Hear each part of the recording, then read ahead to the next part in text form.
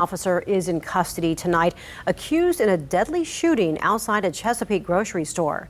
Kelvin White was shot and killed back in January. News 3 reporter Nana Cynthia Bonsu talked with his family just hours after they learned about the arrest.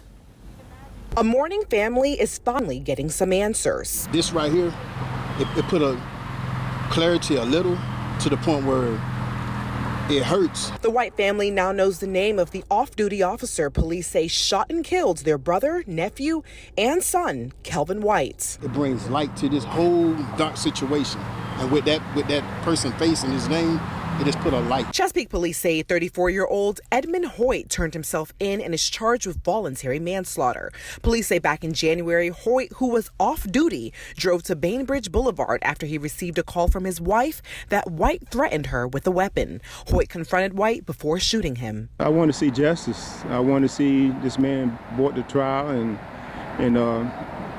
put on trial and deserves the punishment. Samuel White is Kelvin's uncle. To see our loved one being taken away like he was, and it's just hard. Being the big brother, I do try to keep a lot inside, and I have my moments. 8 months later, a memorial with flowers still sits in the area where Kelvin White took his last breaths. The family says today's news can't bring back their loved one, but what it does give them is a sense of hope. Gives you a little bit of,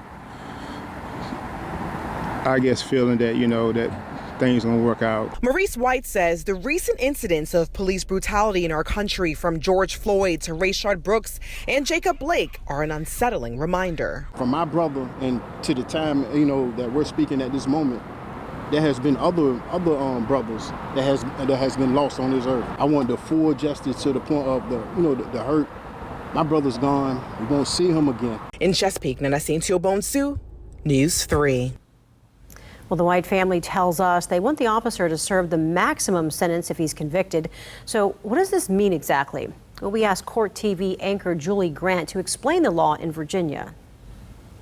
The law allows for a mandatory minimum punishment of 1 year in prison upon conviction. So that is mandatory, definitely 1 year, and a maximum punishment of 10 years in prison. So again, that's in the event of a conviction if this officer were to be convicted. We could see a lot of different things happen here. We could see him raise self-defense as a defense to this. We could see a defense of this was an accident or this was mutual combat situation. As a police officer or even just as a civilian, self-defense can apply if you are in fear of death or serious bodily injury and you're defending yourself from that or someone else at the scene from that. That's a valid defense in a court of law and would mean that the homicide was justified.